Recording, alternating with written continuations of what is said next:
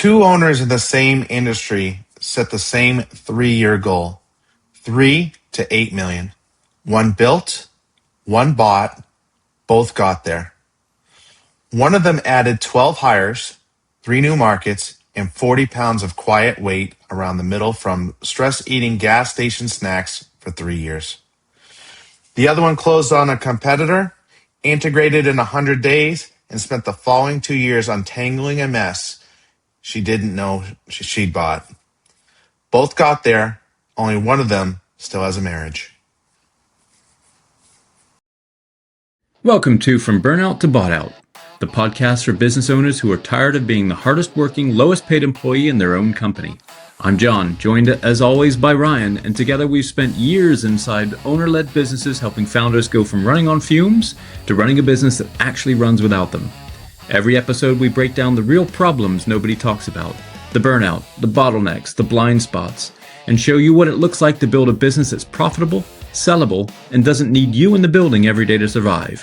Whether you're grinding through a plateau, thinking about an exit, or just trying to take a vacation without your phone blowing up, you're in the right place. Let's get into it.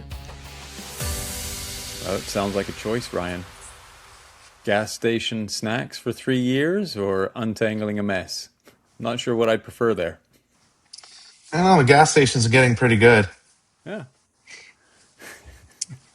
Yeah, they have cheese curds at our local gas stations up here. Yeah, and they have squeezies and all kinds of stuff. So, but don't get the sushi. No. Gas station sushi. That's a recipe for disaster. Yes, it is. If it's not the Quickie Mart, don't do it. Well, as long as they've got Pepto, you can combine the two. For a fun night. Yeah. Alrighty, so set the table there. 2 owners, same goal, one built, one bought. What actually happened? So again, folks, composite story. Every detail is real. 2 owners, both around 3 million in revenue, same regional services industry, same 3-year goal, get to 8 million. Owner A built, hired ahead of demand, opened 2 satellite locations, doubled the marketing budget, made it to 8.1 million in year 3. Total cash cost, about 1.4 million in growth spend, absorbed out of cash flow over 3 years. Total time cost, 3 years of 60-hour weeks, 2 hires that didn't work, 1 market that didn't take. Personal cost, 40 pounds and a marriage that needed real work. We are giving it a whole episode later this season. Sold for 5 million. The marriage almost didn't survive. The exit is not the finish line.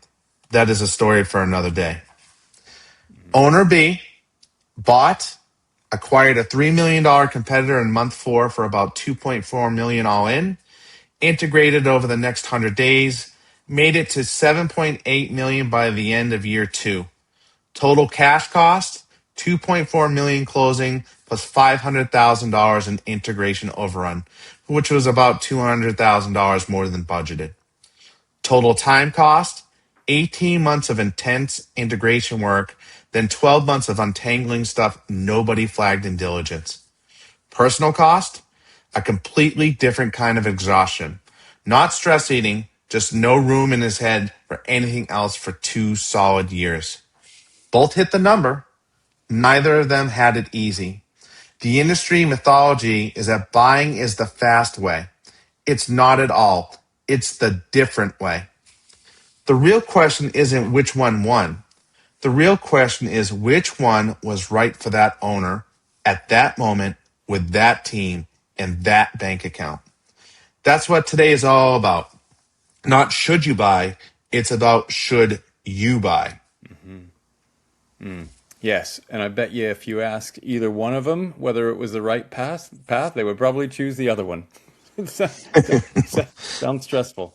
Grass is always greener, John. 1,000%. I mean, both did well, but I mean, it's obviously they had to put a ton of work in the meantime.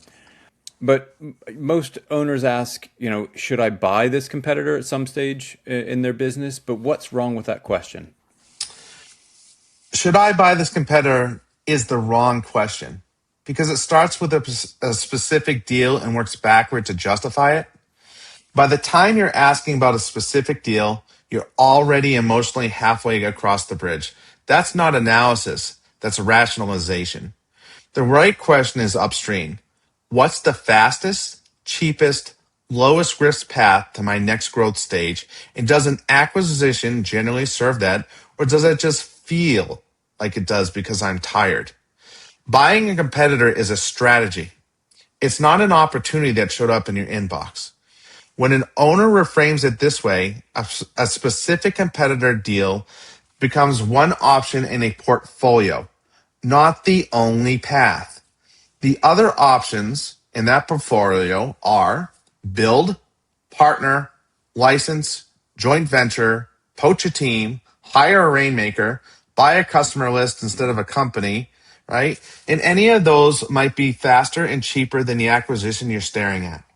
Most owners never look at the portfolio. They look at the one deal.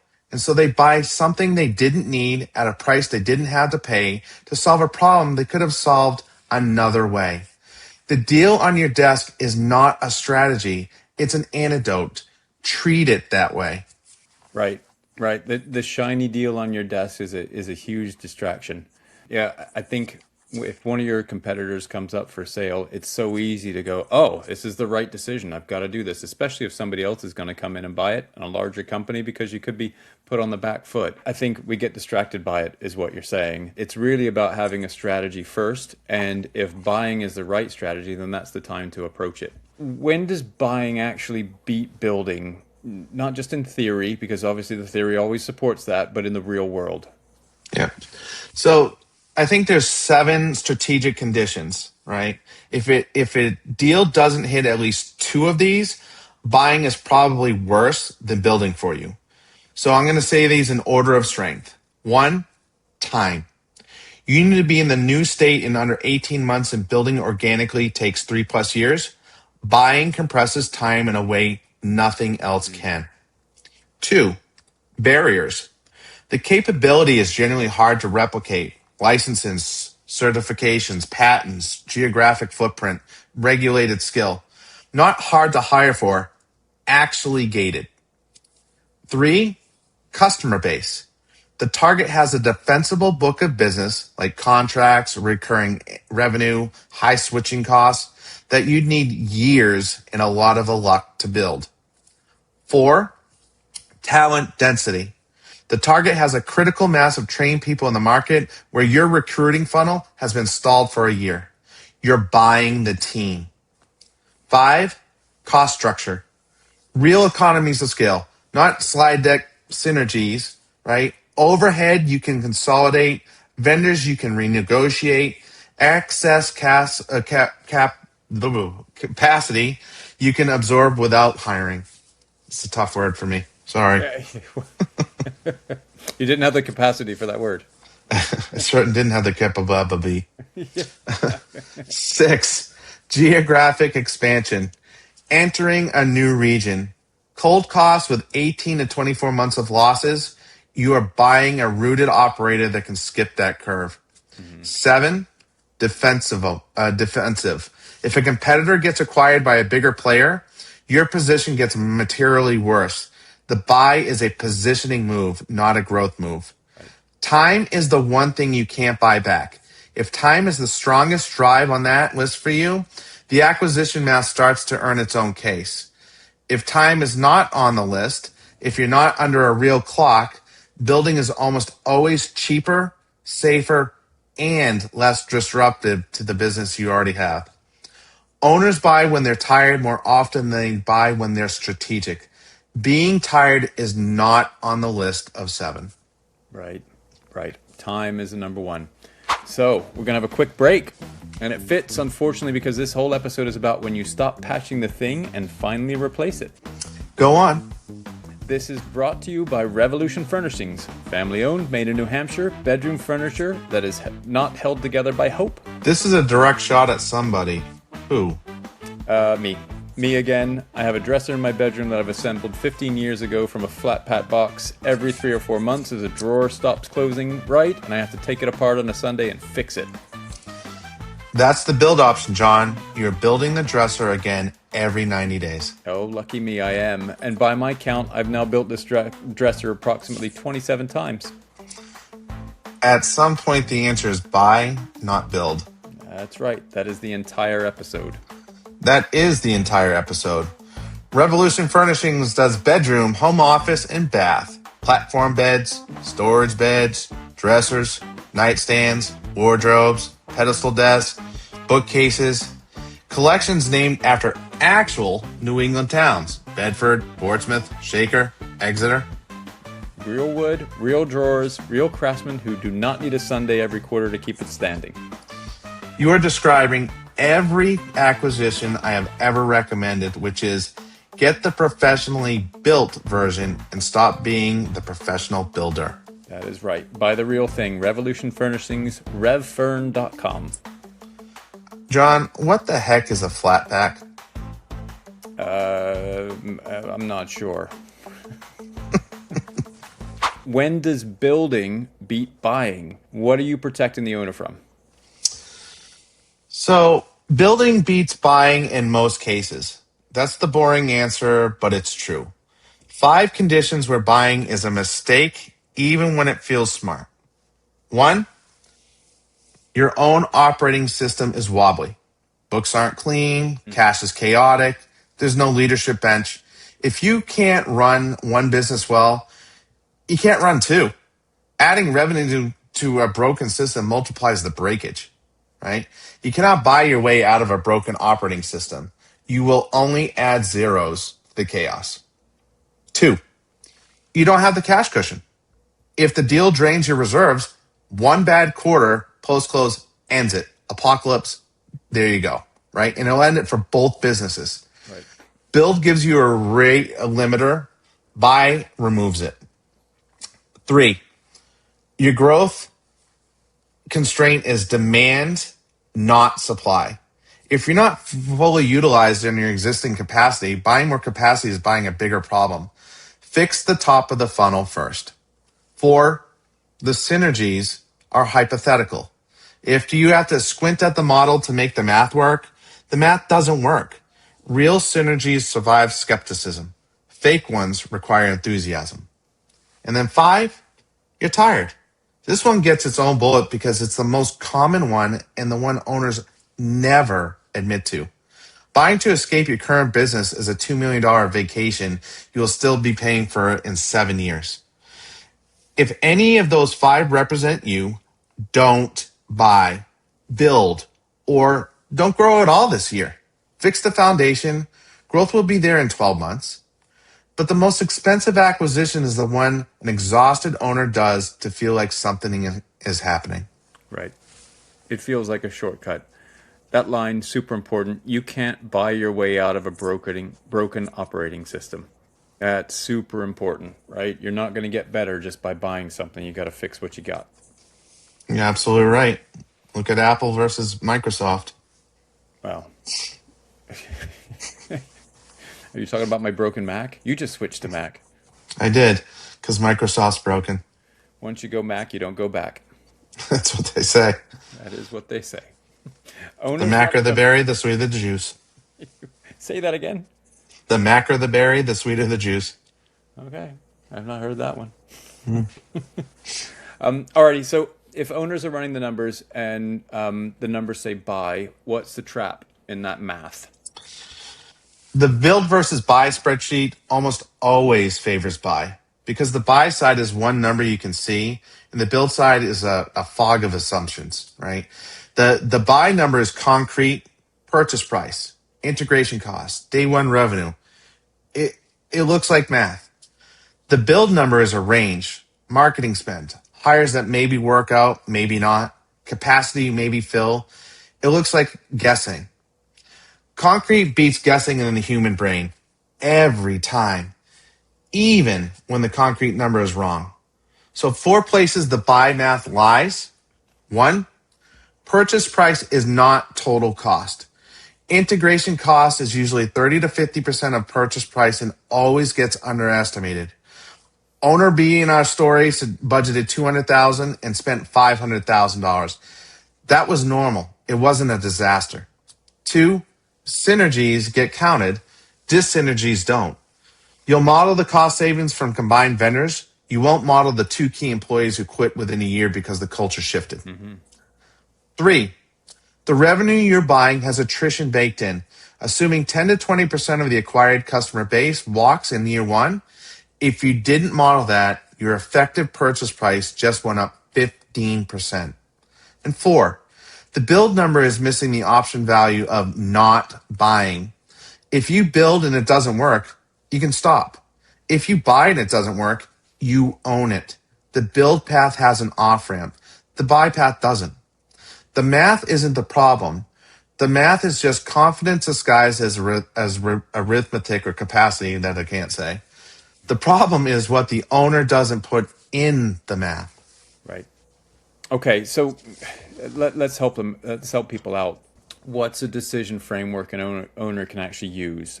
So say they're considering it this week, not necessarily a spreadsheet, but just a way to think. How do we help them frame it? So I think you have to ask yourself 3 questions and answer them in order. Answer them honestly. And if you can't get past one, don't move to the next. Question 1. Is your current operating system running at 7 out of 10 or better? When I'm talking cash discipline, books, meeting rhythm, leadership bench. If no, you're not ready, right? Build or hold, don't buy. Question 2. Is the strategic driver time or one of the 6 other conditions from the buy list? Or is it this deal came up and it feels big? If it's the second one, walk. That's not strategy, that's opportunism. Question 3. Would you do this deal at 20% higher than the asking price? If no, your walkaway number is already below asking. You're not negotiating from strength. You're negotiating from wanting. If you get yes in all 3, buying is a legitimate strategic option. Not the winner yet, the option. Now you can start running a real process. If you get no on any of them, the answer is not buy. It might be build. It might be not this year. Both are fine answers. Not this year is a real strategic answer. Owners forget that. They think growth has to happen on their calendar. The market doesn't care about your calendar, and it doesn't care what Dave Ramsey says, whether you grow or die, right? If you're not honest with yourself here, the market will be honest for you in about 18 months, and it's cost more when the market does. Right, super important point there. We have an episode coming up about the 3-legged stool, and it's about understanding the exit plan for the business, the wealth plan for the owner, as well as whether the business is ready. Right, we're going to go into that in detail. And what you're saying here is, if you're not thinking about the wealth plan for the owner, right, there's no reason to force it. Right, you got to let the business has to be there in its own time, and that has to tie into the other legs of those stools. Sure does. I can't wait to talk about furniture from Red Furniture and the stool episode. Quick break, John. I want it on record that I somewhat behaved this episode. Noted. This one is Revolution Cabinetry, the other half of Revolution, Manchester, New Hampshire. I have opinions about cabinets. Of course you do, Ryan. I once decided to build my own kitchen. Big box store, flat pack cabinets. I looked at the price. I looked at the video. I thought, I can do this on a Saturday. That is a classic build versus buy failure, Ryan. You picked build, you were wrong. I was wrong for 6 additional Saturdays. 2 of the doors sagged inside a year. The soft close turned out to be aspirational. My wife looked at me the way a Q of E analyst looks at ad backs. Revolution Cabinetry is what you buy when you finally accepted that your Saturday is worth more than the cabinets. Very high-end cabinetry.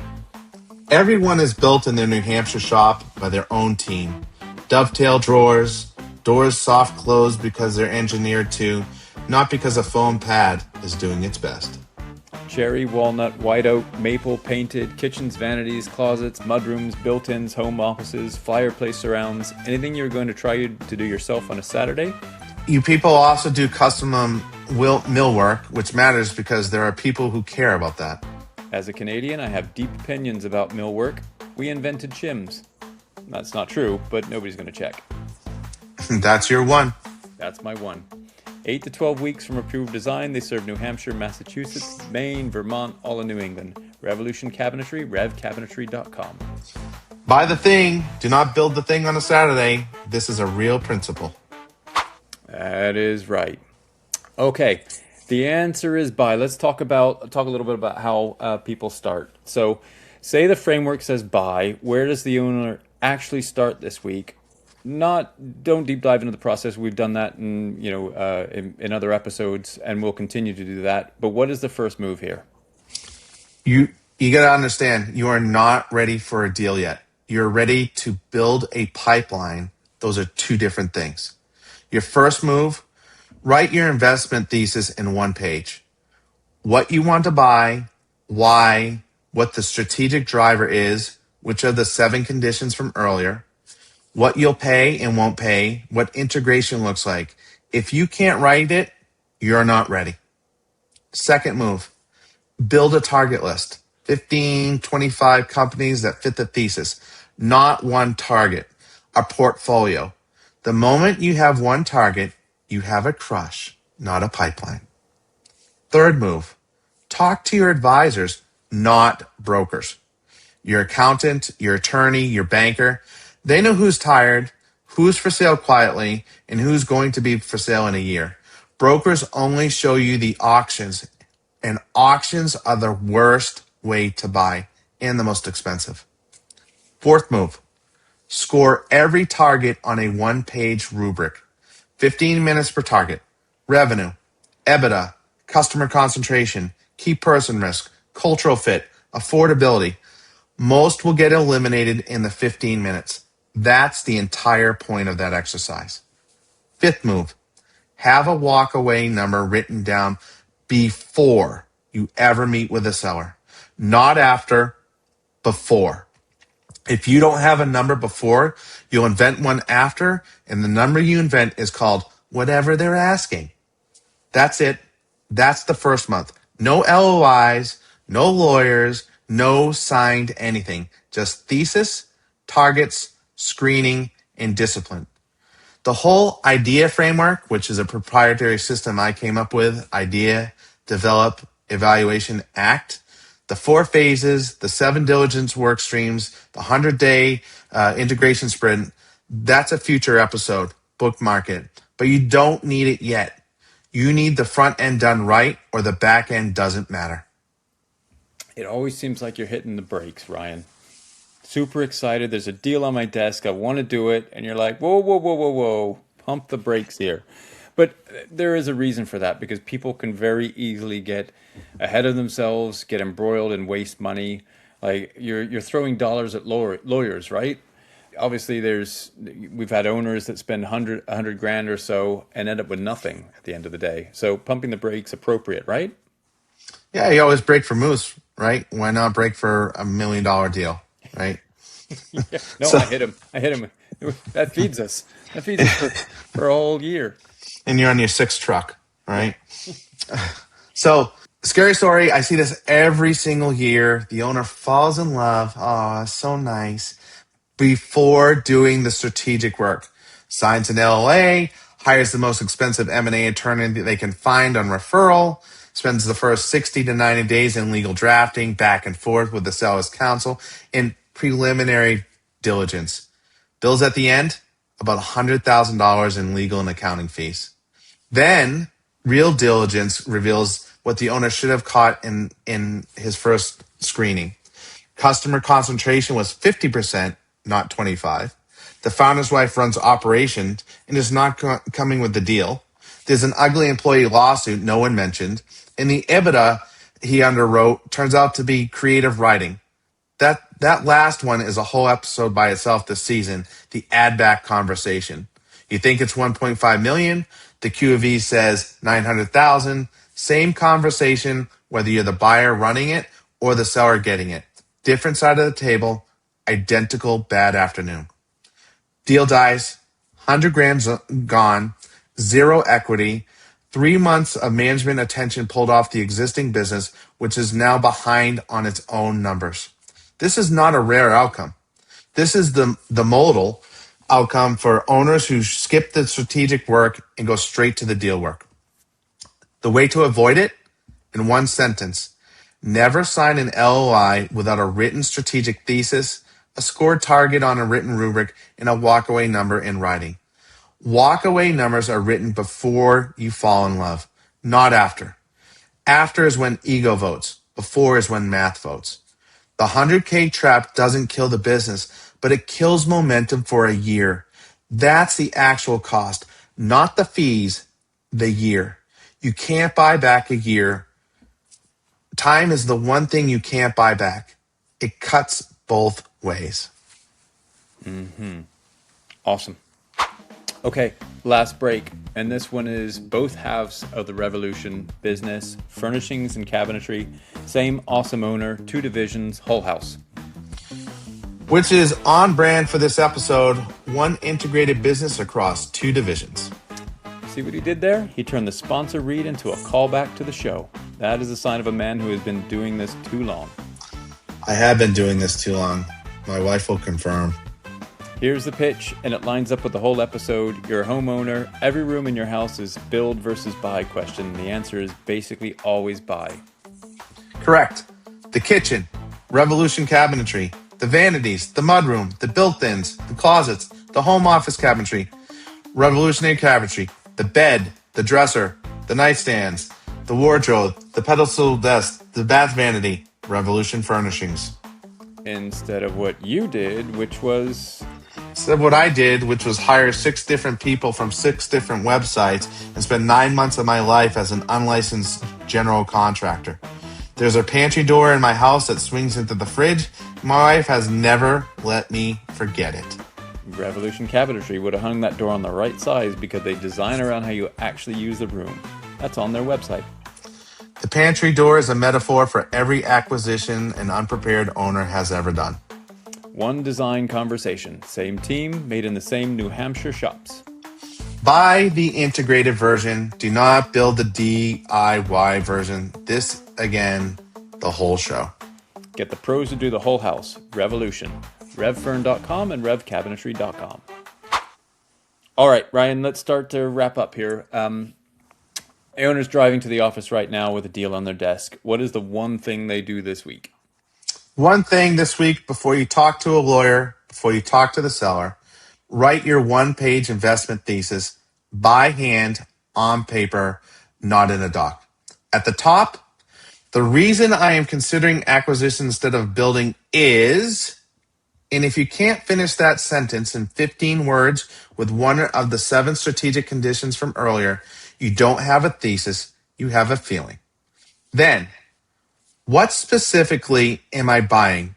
Capability, customers, capacity, geography, talent. Right? What am I willing to pay? What am I not willing to pay? What does year 1 integration look like? What am I giving up in my existing business to do this? 1 page, 1 hour, no lawyers. Show it to your integrator, your CFO, and more importantly, your spouse, in that order. And any of the 3 has a real reservation you can't resolve on the paper, the deal is not ready, pause. The deal that survives the thesis is the only deal worth doing. The deal that doesn't survive the thesis just saved you $100,000 in legal fees. Next batch, we'll do the deep process episode, the 4 phases idea, the 7 diligence work streams, the 100-day integration sprint. That's for when you already know that you're buying. Today was about knowing whether you should. And next week, episode 14, 3 legs, 1 wobbly. Exit readiness has 3 legs, and every acquisition we just discussed is supposed to strengthen all 3. Most strengthen 1 and weaken 2. That's next week. Alrighty. Okay, so headline here, and then give us a takeaway. So the one thing the owner takes away from this episode, and then lead us out. All right. So I think build versus buy is a strategic question. It's not a deal question. Owners who ask it as a deal question always overpay, always over emotional, always undeliver. Right? We had 2 owners in our story, both got to 8 million. They both got there, different roads, different prices, different scars. The point isn't which one. The point is which was right for that owner at that moment. Answer that first, then you can talk about the deal. Both got there. Only one of them still has a marriage. Choose the road that matches your life, not the mythology. Awesome. That'll do it for this episode of From Burnt Out to Bought Out. If anything we talked about today hit home, do us a favor. Share this episode with another owner who needs to hear it. And if you're sitting there thinking they're talking about me, good. That's the first step. Head to the show notes and book a free triage call with our team. No pitch, no pressure, just a real conversation about where you are and what's possible. You can also find us on LinkedIn and at wearesynergysolutions.com. New episodes drop every week. Until next time, stop running the treadmill and start building something you can actually sell.